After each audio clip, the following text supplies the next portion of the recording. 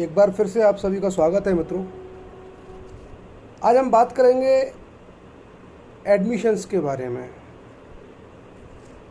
Section 17 में admission को define किया गया है और स्वीकृति के संबंध में एविडेंस एक्ट में सेक्शन 17 से लेके 31 तक स्वीकृति और संस्वीकृति के बारे में बताया गया है। तो सेक्शन 17 जो है वो स्वीकृति को डिफाइन करता है। वो कहता है कि an admission is a statement oral और documentary or content in electronic form which suggest any interference as to any fact in issue a relevant fact and which is made by any of the persons and under the circumstances hereinafter intention। यानी section 17 कहता है कि स्वीकृति व मौखिक दस्तावेजी अथवा electronic रूप से अंतर्विष्ट कथन है जो किसी विवादक तथ्य या सुसंगत तथ्य के बारे में कोई अनुमान इंगित करता है और जो ऐसे व्यक्तियों के द्वारा किया गया है और ऐसे हालात में किया गया है जो इसके पश्चात वर्णित है। यानी इसके पश्चात वर्णित है मतलब जो सेक्शन 18 से लेके जो सेक्शन शुरू हो रहे हैं 19, 20, 21, 22, 23, 24 जितने भी सेक्शन इसमें दिए गए हैं वो ऐसे उसमें बताया गया है किन व्यक्तियों के द्वारा स्वीकृति की जा सकती हैं, किन परिस्थितियों में उसको स्वीकृति माना जाएगा, वो हम आगे पढ़ेंगे। अभी हम सेक्शन 17 के बारे में अगर समझें तो मोटे मोटे तौर पर 3 चीज़ें इसमें निकल के आती हैं। यानी कि मौखिक स्वीकृति के बारे में बात करता है यानी ओरल रूप से जो कुछ कहा गया है। डॉक्यूमेंट्री एडमिशन के बारे में ये बात करता है और इलेक्ट्रॉनिक एडमिशन के बारे में यह बात करता है। यानी सबसे पहली बात तो क्या है, एडमिशन इज स्टेटमेंट। स्वीकृति क्या है, एक कथन है, एक स्टेटमेंट है जो कैसे किया गया है, या तो आपने ओरली किया है या आपने डॉक्यूमेंट के तौर पर किया है या आपने इलेक्ट्रॉनिक रूप से किया है। कहने का तात्पर्य क्या है, आपने से किसी ने पूछा क्यों भाई आपने फला व्यक्ति से 1000 रुपये लिए थे, आपने कहा हाँ मैंने लिए थे, तो ये क्या हो गया, ये आपका ओरल स्टेटमेंट हो गया और ये ओरल एडमिशन है। यदि आपके डॉक्यूमेंट्स में कहीं लिखा हुआ है कि आपने फला व्यक्ति से 5000 रुपये उधार लिए हैं तो ये आपका डॉक्यूमेंट्री एडमिशन है। और यदि आपने इलेक्ट्रॉनिक माध्यम से किसी को व्हाट्सएप किया है या मेल किया है या कोई मैसेज किया है तो वह आपका इलेक्ट्रॉनिक स्टेटमेंट हुआ और वो इलेक्ट्रॉनिक एडमिशन माना जाएगा। लेकिन जनरल तौर पर हम डेली रूटीन में बहुत सारे काम करते हैं। हमने कहा चलिए भैया आज पिक्चर देखने चलोगे, सामने वाले ने हाँ यस मैं चलूँगा, है ना। या तुम कल पिक्चर देखने गए थे, उसने कहा हाँ मैं गया था पिक्चर देखने। तो ये एक क्या है, ये एक प्रकार का एडमिशन है। लेकिन सेक्शन 17 किन चीज़ों को एडमिशन मानता है, ये बात बहुत ध्यान रखने वाली है। सेक्शन 17 केवल उन स्टेटमेंट को एडमिशन मानता है जो किसी फैक्ट इन इशू या रिलेवेंट फैक्ट के बारे में कोई अनुमान बताते हैं। यानी उस स्टेटमेंट से न्यायालय फैक्ट इन इशू के बारे में या रिलेवेंट फैक्ट के बारे में कोई अनुमान लगा सकता है, तब वह स्टेटमेंट आपका एडमिशन की श्रेणी में आएगा। पहली शर्त क्या है एडमिशन में आने के लिए, कि विवादक तथ्य और सुसंगत तथ्य के बारे में कोई अनुमान इंगित करता है वो। दूसरी शर्त क्या है, दूसरी शर्त यह है कि वह ऐसे व्यक्तियों द्वारा किया गया है जो इसके पश्चात वर्णित हैं। यानी जो इस एक्ट में जो हमारी धाराएं हैं एडमिशन्स के बारे में, उनमें जो एक्सप्लेनेशन दिया गया है उन व्यक्तियों के द्वारा वो किया गया है जो इन सेक्शंस में एविडेंस एक्ट में बताए गए हैं। उन व्यक्तियों के द्वारा अगर वो स्टेटमेंट दिया गया है तब वो एडमिशन की श्रेणी में आएगा। ये हमारा सेक्शन 18 से 20 हम पढ़ेंगे, उसमें बताया गया है। इसके अलावा जो उन परिस्थितियों में किया गया है जो इसके पश्चात वर्णित हैं, यानी इस सेक्शन 17 के बाद जो सेक्शंस दिए हैं उनमें वो परिस्थितियाँ और वो हालात दिए गए हैं जिन हालात में अगर कोई व्यक्ति कोई स्टेटमेंट देता है तो वह माना जाता है, सत्य माना जाता है और उसको हम एडमिशन मान लेते हैं। तो क्या चीज़ निकल के आई, एक तो स्वीकृति कौन कौन से प्रकार की होती हैं, इलेक्ट्रॉनिक, डॉक्यूमेंट्री, ओरल। दूसरा कब माना जाएगा उसको एडमिशन, जब वो किसी फैक्ट एंड इशू या रिलेवेंट फैक्ट के बारे में कोई अनुमान बताती है। तीसरा, जब वो ऐसे व्यक्तियों द्वारा किए गए हैं जो इसमें दिए गए हैं इस एक्ट में, और उन परिस्थितियों में किए गए हैं जो इस एक्ट में बताई गई हैं। तो ये चीज़ें आपको निकल के आई, और वो परिस्थितियाँ सेक्शन 18 से 30 तक हम पढ़ेंगे। अब देखिए, स्वीकृति बहुत ही गंभीर चीज़ है, पूरे के पूरे मामले को पलट कर रख देती है ये। इसलिए सिविल मामलों में कहा जाता है कि प्लीडिंग्स जब भी कभी आप करते हैं तो कुछ भी ना छोड़ें, उसमें विपक्षी की हर बात को डिनाई करें। अगर आपने उसकी बात को डिनाई नहीं किया, प्लीडिंग नहीं की, तो वो उसको स्वीकृति मान लिया जाता है, इनकार नहीं करते आप उससे। मौन द्वारा स्वीकृति हम पढ़ेंगे, मौन द्वारा स्वीकृति से विबंध हो जाता है, स्टॉप हो जाता है आदमी, अब आप बदल नहीं सकते। तो ये चीज़ स्वीकृति के बारे में बताई गई है। अब स्वीकृति में एक खास चीज़ ये है कि उसमें सर्टेनिटी होना बड़ी ज़रूरी है। अगर उसमें निश्चितता नहीं है तो उसको स्वीकृति नहीं माना जा सकता। अब किसी व्यक्ति से कोई कहता है भैया तुमने फलां से ऋण लिया था, अब वो कहता है कि भैया मुझे याद नहीं है यार, मैंने लिया था या नहीं लिया था। अब यह क्या आ गई, अनसर्टेनिटी आ गई। अब आप ये डिसाइड नहीं कर पा रहे कि लिया था कि नहीं लिया था, तो इसको स्वीकृति नहीं माना जा सकता। यानी स्वीकृति में क्या होना चाहिए, निश्चितता होनी चाहिए, सर्टेनिटी होना चाहिए। तो यह ज़रूरी है कि स्वीकृति में सर्टेनिटी हो।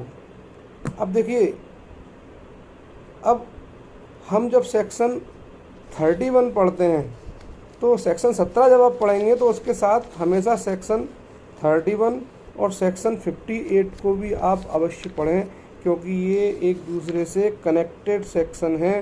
सेक्शन 31 क्या कहता है, admissions not conclusive proof but may stop, यानी स्वीकृतियाँ निश्चायक सबूत तो नहीं है लेकिन वो विबंध कर सकती हैं, यानी आपको स्टॉप कर सकती हैं। इसीलिए तो कहा गया है कि हर चीज़ को आप डिनाइल करें अपनी प्लीडिंग्स में। इसके बाद अगर आप सेक्शन 58 पढ़ेंगे तो सेक्शन 58 क्या कहता है कि स्वीकृत तथ्यों को साबित करना जरूरी नहीं है। ये क्या हो गया, वेव ऑफ प्रूफ, यानी सबूत का आदित्यजन का सिद्धांत है यहाँ पर सेक्शन 58 में। यानी सबूत त्याग दिया गया है, अब सबूत की जरूरत ही नहीं है क्योंकि स्वीकार कर लिया आपने। कोई एक्यूज से पूछा जाता है भैया तुम अपना क्राइम स्वीकार करते हो, उसने स्वीकार कर लिया, किस सबूत की ज़रूरत है। कोर्ट उसको उसके आधार पर सजा दे सकता है या उसके मामले को डिसाइड कर सकता है। तो स्वीकृत तथ्यों को साबित करना ज़रूरी नहीं है। तो सेक्शन 58 जब हम पढ़ेंगे तो सेक्शन 58 बताता है कि किसी ऐसे तथ्य को जिसे उस कार्रवाई में साबित करना ज़रूरी नहीं है, जिसे कार्रवाई के पक्षकार ने या उसके एजेंट ने क्या कर लिया है, स्वीकार करने के लिए वो एग्री हो गए हैं, या सुनवाई से पहले ही उन्होंने कोई रिटन में कोई स्वहस्ताक्षरित लेख से उसको स्वीकार कर लिया है, या प्लीडिंग संबंधी नियमों से यह समझ लिया जाता है कि भैया ये स्वीकार कर लिया है, इसलिए कहते हैं ना प्लीडिंग्स में स्वीकार कर लें। विवाह संबंधी मामला कोई आया है और महिला कहती है कि जो मुझसे विवाहित हैं, आप उससे इनकार नहीं करते, तो क्या है, ये कोई विवाद ही नहीं है इस बारे में कि आपका विवाह हुआ, तो क्या माना जाएगा कि दोनों पक्षों के मध्य में विवाह हुआ, यह एक स्वीकृत तथ्य है। अब इसको साबित करना जरूरी नहीं है, तो प्लीडिंग संबंधी नियमों के द्वारा भी वो स्वीकार मान लिया जाता है। लेकिन अब सेक्शन 58 का जो प्रोविजो पढ़ेंगे वो ये कहता है कि फिर भी आपने भले ही स्वीकार कर लिया पर कोर्ट बाउंड नहीं है आपकी स्वीकृति से। कोर्ट ये कह सकता है कि भाई नहीं, ये डिस्क्रिशनरी पावर है कोर्ट का कि वो आपकी स्वीकृति को माने या नहीं माने। कोर्ट कह सकता है कि नहीं भाई साबित कीजिए आप उसको, है ना। तो ये सारी चीज़ें हैं। दूसरी चीज़, किसी व्यक्ति की स्वीकृति कब मानी जाएगी, जब जिस फैक्ट को वो स्वीकार कर रहा है उसके बारे में उसको जानकारी होना जरूरी है।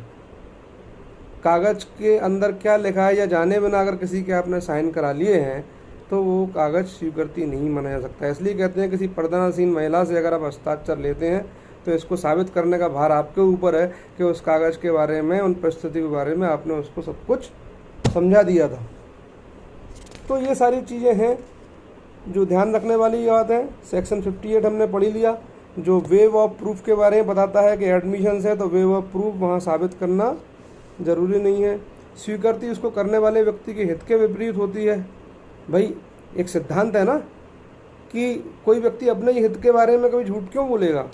जब कोई व्यक्ति किसी से कह रहा है कि भैया मैंने उससे 50,000 रुपये उधार लिए थे, तो ये आप उसके विरुद्ध उसको साबित कर सकते हैं। सिद्धांत है, स्वीकृति उसे करने वाले के विरुद्ध साक्ष्य में ग्राह्य होती है, एडमिसिबल होती है।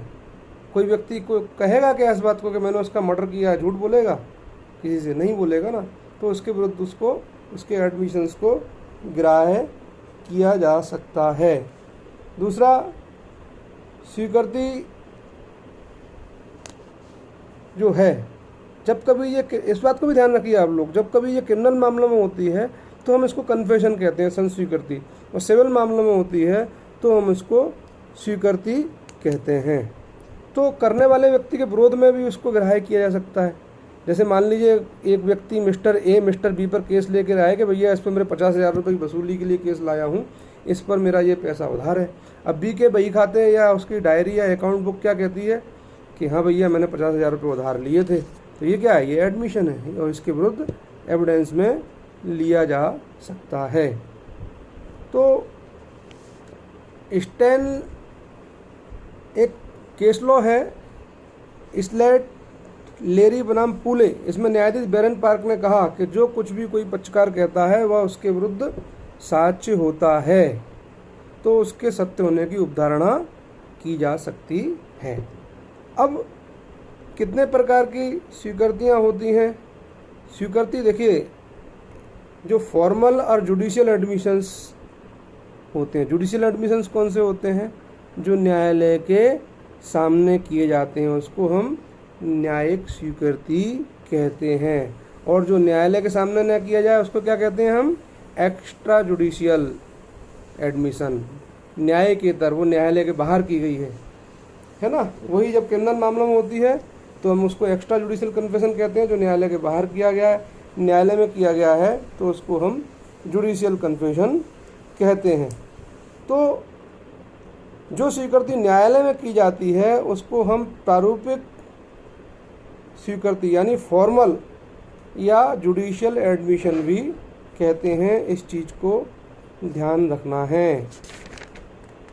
इसके अलावा इनफॉर्मल एंड कैजुअल एडमिशन यानी अनौपचारिक तथा आकस्मिक स्वीकृति भी होती हैं। औपचारिक स्वीकृतियाँ कौन सी होती हैं? जो आपने कारोबार के अनुक्रम में अपनी किताबों में कर रखी हैं, या मौखिक रूप से किसी से कह रखा है, या किसी को कोई लेटर लिख रखा है, किसी को कोई मैसेज कर रखा है, या वार्तालाप के अनुक्रम में एक दूसरे से जो हम बात कहते हैं, वो भी हमारे एडमिशंस हो जाते हैं। तो एडमिशन कितने प्रकार से हो सकते हैं? डॉक्यूमेंट के माध्यम से, ओरली हो सकते हैं, और एडमिशंस मौन द्वारा भी हो जाते हैं। आप ध्यान रखिए इस बात को। मौन स्वीकृति द्वारा विबंध का सिद्धांत मैं पढ़ाऊंगा आपको जब एस्टॉपल का सिद्धांत पढ़ाऊंगा सेक्शन 115 एविडेंस एक्ट में। तो मौन से भी कई बार आपका एस्टॉपल हो जाता है और एडमिशन में आ जाता है। आचरण द्वारा, आपके कंडक्ट द्वारा एडमिशन हो जाता है। सेक्शन 8 पढ़ते हैं ना, सेक्शन 8 में जो पक्षकार का आचरण क्या बताता? ए ने बी से कहा कि जिसने उसका मर्डर किया है भैया उसको देखने पुलिस आ रही है, वो भाग गया। मौन द्वारा, आचरण द्वारा स्वीकृति। ए से बी 10,000 रुपये उधार मांगने आया। बी के सामने एक व्यक्ति सी बैठा हुआ था जो बी को पहले से जानता था। उसने ए से कहा भैया बी पे भरोसा मत करना, इस पे डी के 50,000 रुपये पहले से ही उधार है। अब भी बिना कोई जवाब दिए चला गया। ये क्या है? मौन स्वीकृति द्वारा ये आपने एडमिशन कर दिया अपना आचरण द्वारा, आपके मौन द्वारा ये स्वीकृति आ गई। कॉन्ट्रैक्ट एक्ट में पढ़ते थे ना हम कि ए से जाके पूछ लो, उस घोड़े के बारे में सब कुछ जानता है वो। दूसरे पक्षकार द्वारा, एजेंट के द्वारा भी स्वीकृति मानी जाती है। तो ये सारी चीज़ें हैं। भाई हम किसी मिस्टर ए से कहते हैं कि भाई अगर आप इनकार ना करें कि इस घोड़ा ख़राब है और आप इनकार नहीं करते हैं उससे, तो फिर ये एडमिशन हो जाता है। तो ये सारी चीज़ें हैं, इन चीज़ों को ध्यान रखना है। ये सेक्शन 17 के बारे में हमने चर्चा की। अब सेक्शन 17 में जो स्वीकृति की डेफिनेशन दी गई है, उस स्वीकृति को कौन कौन कर सकता है, किसके विरुद्ध वो साक्ष्य में ग्राह्य होगी, किन परिस्थितियों में वो एडमिसिबल होगी, ये हम आगे के सेक्शन में अगले लेक्चर में पढ़ेंगे। बहुत बहुत धन्यवाद। Good night. आपसे फिर से विनम्र अनुरोध है कि मेरे चैनल को लाइक करें, पोस्ट अगर आपको पसंद आए तो उसको लाइक ज़रूर करें, चैनल को सब्सक्राइब करें, कमेंट बॉक्स में कमेंट करें ताकि मेरा उत्साहवर्धन हो सके और मैं आगे से आपके लिए और वीडियो भी बना सकूं। धन्यवाद। जय हिंद, जय भारत।